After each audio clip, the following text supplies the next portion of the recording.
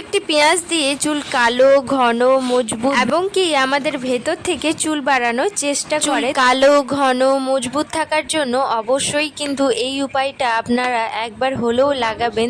কেমন আছেন সবাই? আশা করি সবাই ভীষণ ভালো আছেন। তো আজ আমি একটা দারুণ ভিডিও নিয়ে চলে এসেছি, সেটা হচ্ছে চুল কেয়ার।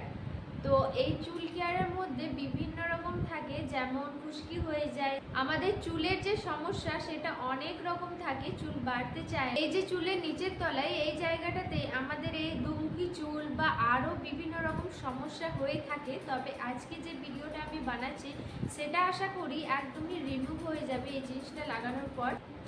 আমরা তো সবাই জানি আমাদের চুলের জন্য খুবই উপকারী একটা শুধুমাত্র পেঁয়াজ। তো আশা করি আমার এই ভিডিওটা আপনাদের ভালো লাগবে। অবশ্যই প্রথম থেকে শেষ পর্যন্ত দেখো, যেটা আমি কিভাবে বানিয়ে ফেলবো একদম ঝটপট। এই জিনিসটা বানানোর জন্য লাগবে আমাদের চা পাতা। যে চা খাওয়ার যে চা পাতাগুলো থাকে সেটা আমি 1 চামচের মতো নিয়েছি। এদিকে একটা বাটির মধ্যে একটু জলটাকে ফুটিয়ে নিলাম। এবার এটার মধ্যে 1 চামচের মতো ওই চা পাতাটা আমি দিয়ে দেব। তারপর এটা কিন্তু অনেকক্ষণ ধরে এটা ফুটিয়ে নিতে হবে জলটাকে।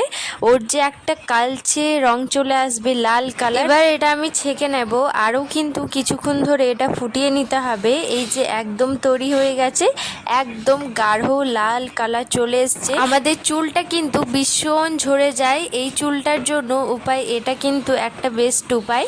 এটা লাগানোর পর চুলটা আমাদের মজবুত থাকে এবং যেই জিনিসটা আমরা পেটে খাই সেই জিনিসটা যদি আমাদের শরীরের পক্ষে, আমাদের চুলের পক্ষে যদি এতটা উপকারী হয়ে থাকে তাহলে তো আর কোনো কথাই হবে না। সেই জন্য বলছি, একবার হলেও এটা দেখে আপনারা অবশ্যই আপনাদের চুল কেয়ারটা অবশ্যই করবেন। দেখো এদিকে আমি চা পাতাটা ফুটিয়ে ফুটিয়ে ওর যে লাল কালার জুসটা সেটা আমি ছেঁকে নিলাম। এবার একটা নিয়েছি, আমার এখানে 1 চামচই লাগবে, সেই জন্য আমি 1 চামচের মতো একটা ছোট্ট পেঁয়াজ নিয়েছি। এটাতে কিন্তু 1 চামচ পেঁয়াজের রসটা বেরিয়ে চলে আসবে, তার জন্য একটা ছোট্ট সাইজের পেঁয়াজ নিয়েছি। ওটা ছালটা ছাড়িয়ে নেওয়ার পর এটা ছোট ছোট সাইজের আমি কেটে নেব।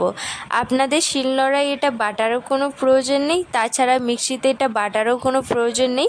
আজ আমি এমন সিস্টেম দেখাবো যেটাতে কিন্তু আপনার খুব সহজেই না কোনো ঝামেলা ছাড়াই এটা বানিয়ে নিতে পারো। তার জন্য একটা গ্লাসের মধ্যে আগে এটা ছোট ছোট কেটে নেব।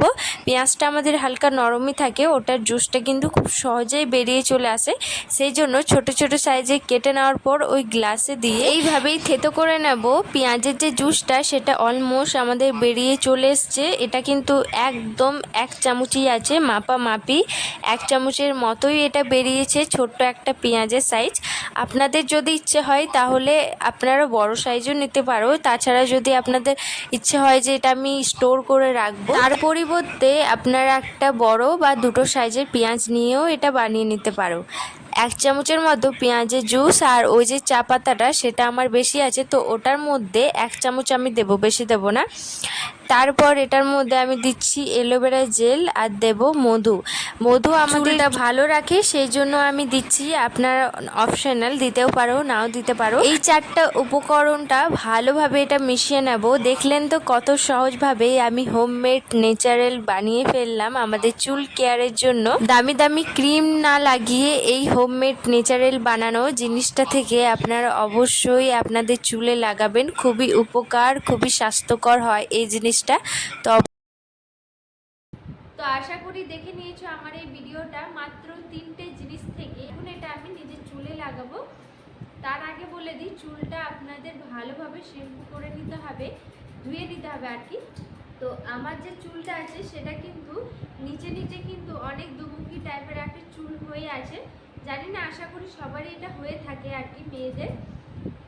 তো এই যে চুলটা আছে পুরোটাই একদম কালো ঘন, অতটাও নেই আমার, কোথাও কোনো কোনো জায়গায় কিন্তু লাল লাল হয়ে আছে চুলের মধ্যে। কিন্তু এই জায়গাটাতে চুলটা আমাদের একদমই মানে সরেই যায়। তো এই জায়গাটাতে কিন্তু বেশি করে ওই জিনিসটা লাগাতে হবে, তারপর যদিই বা ঠিক হয়।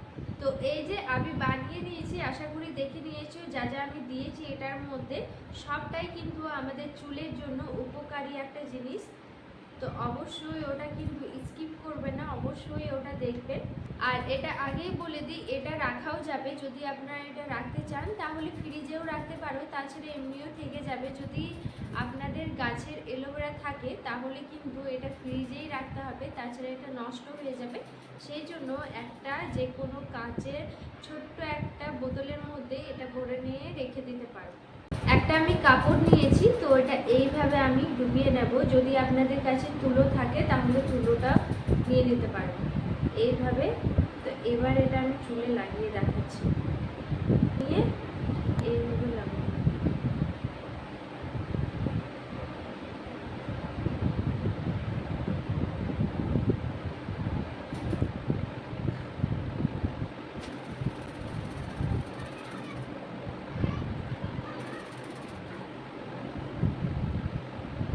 আমাদের এই জায়গাটায় চুল কিন্তু একদমই থাকে না, সেটা প্রচণ্ড খারাপ লাগে, তাই এইখানে কিন্তু অবশ্যই লাগে।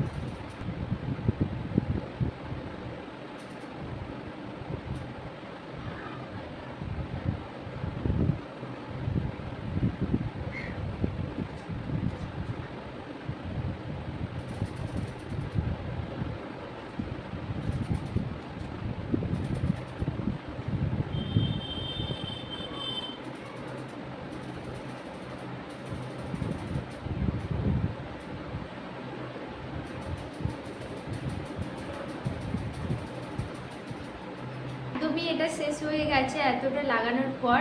বলে দিই এটা কতক্ষণ রাখতে হবে। আধ ঘন্টা মতো এটা রাখতে হবে, 30 মিনিট। এটা আধ ঘন্টা রেখে দেওয়ার পর এটা আমি ধুয়ে নেব। তাছাড়া যদি শ্যাম্পু আপনাদের ইচ্ছে হয়, ওই যে পেঁয়াজের গন্ধটা সেটা কিন্তু থেকে যায়, সেই জন্য আপনারা শ্যাম্পু দিয়েও করে নিতে পারো চুলটা। তো এটা এইভাবেই সেট হয়ে থাকবে আমার আধ ঘন্টা মতো, তারপর আমি ফিরে আসছি।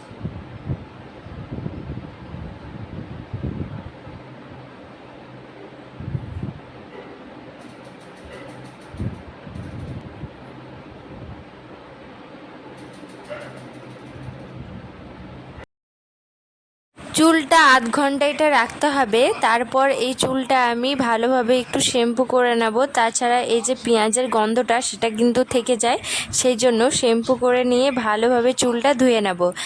দেখলেন কত সহজভাবে বাড়িতেই বানিয়ে ফেললাম, অবশ্যই আপনারা লক্ষ্য করবেন। তো বাই, রাধে রাধে, সবাই ভালো থেকো, সাবধানে থেকো।